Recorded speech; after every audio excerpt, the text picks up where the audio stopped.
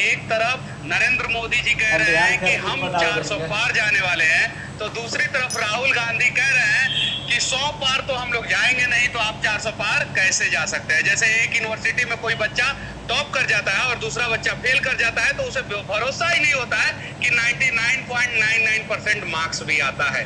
वैसे ही कांग्रेस को भरोसा नहीं हो रहा है कि 400 पार भारतीय जनता पार्टी और एनडीए गठबंधन जा सकता है। अभी मैं चंडीगढ़ में हूं और चंडीगढ़ के भारतीय जनता पार्टी के प्रत्याशी हमारे साथ हैं यहाँ पे। हम लोग इनसे बात करेंगे और जानना चाहेंगे कि आखिर 400 पार में चंडीगढ़ का क्या योगदान है। सबसे पहले आपका स्वागत है। धन्यवाद। ये जो 400 पार का नारा नरेंद्र मोदी जी दे रहे हैं, एनडीए गठबंधन 400 पार जो है 2024 में जाने वाला है, इसके पीछे का राज क्या है और कैसे 400 पार? देखिए, पिछले 10 वर्षों में जिस तरीके से मोदी जी, उनकी सरकार ने काम किया है और काम उन्होंने इस ढंग से किया कि हर घर के अंदर जल पहुंचाना, हर घर के अंदर टॉयलेट पहुंचाना, हर घर के अंदर जो एलपीजी का सिलेंडर पहुंचाना, बिजली पहुंचाना, हर व्यक्ति को बैंक का खाता उसको देना, हर गांव को सड़क के साथ, मुख्य धारा के साथ जोड़ना। जब ये 6 चीजें हर व्यक्ति तक पहुंची तो हर व्यक्ति का स्तर जो है, क्योंकि आप इंफ्रास्ट्रक्चर देना काम सरकार का होता है, लेकिन भारत के अंदर जो इंटरनल प्रतिभा है लोगों की वो इतनी है, उनको पहले इंफ्रास्ट्रक्चर नहीं मिलता था। लोग बाहर जाते थे कि मैं अपना भविष्य ढूंढने के लिए मैं दुनिया के दूसरे देशों में जाता हूँ। आज उनको ये लगा कि हिंदुस्तान के अंदर जब मेरे को बुनियादी चीजें घर में मिल रही हैं, तो वो व्यक्ति भी, गांव में बैठा हुआ व्यक्ति भी आज नेट के माध्यम से पूरी दुनिया से लिंक्ड है। कोई घर में बैठा हुआ कॉल सेंटर के माध्यम से कमाई कर रहा है, कोई डॉक्टर बन रहा है, कोई इंजीनियर बन रहा है।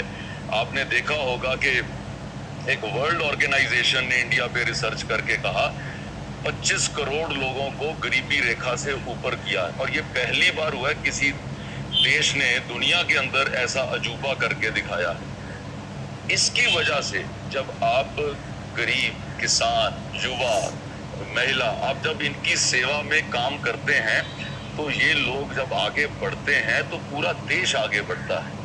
इसकी वजह है जो ये 400 पार का नारा। क्या ये कांग्रेस वालों को नहीं समझ में आ रहा है कि इसके वजह से, जैसे कि यहाँ पे चंडीगढ़ के कांग्रेस के जो प्रत्याशी हैं, वो पिछली बार 2 अलग अलग लोकसभा क्षेत्र से चुनाव लड़े।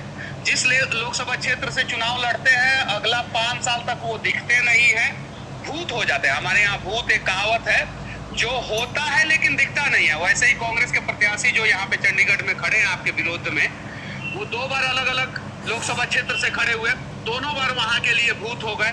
अब चंडीगढ़ में भूत बन के आए हैं, उनके लिए क्या कहना चाहते हैं? देखिए, उनका बहुत अच्छा एक नाम उनको दिया, उड़न खटोला। हाँ, उड़न खटोला का काम होता है कि आज उड़ के यहाँ पर बैठे, कल यहाँ पर बैठे। आज अब वो सोच रहे हैं कि 2029 में मेरे को कहाँ जाना है। हाँ। आज उसकी सोच में वो डूबे हैं, क्योंकि यहाँ तो उनकी नैया डूबती हुई दिख रही है। ना तो उनके साथ उनका अपना परिवार चल रहा है, ना कांग्रेस के लोग चल रहे हैं, ना उनके साथ यहाँ पे जो अलायंस है, ना उनके लोग चल रहे हैं।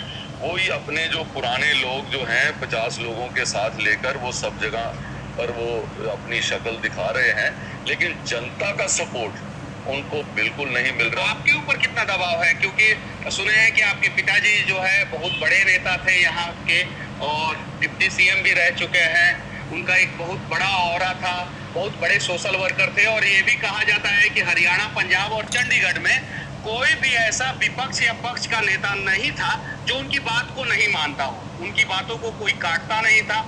किसान नेता थे, गरीबों के नेता थे, और इतना बड़ा व्यक्ति, और उनके आप बेटा हैं, तो आपके ऊपर कितना दबाव है? देखिए, जो दोनों तरह का फायदा भी होता है। हाँ। और एक्सपेक्टेशन भी लोगों की बढ़ जाती है।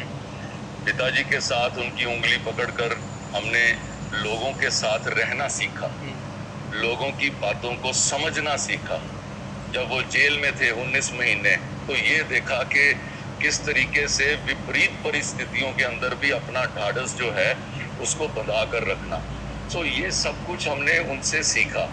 और लोगों की सेवा में वो हमेशा कहते थे कि बेटा, आपकी चौखट पर कोई व्यक्ति आया है तो चाहे वो किसी भी धर्म का, किसी भी पार्टी का, किसी भी क्षेत्र का हो, वो आपकी चौखट पर आया है, उसके काम के लिए पूरा जोर लगा देना। और यही कारण है कि उन्हें पंजाब का आजाद शत्रु भी कहा जाता था, जिनका कोई शत्रु नहीं था।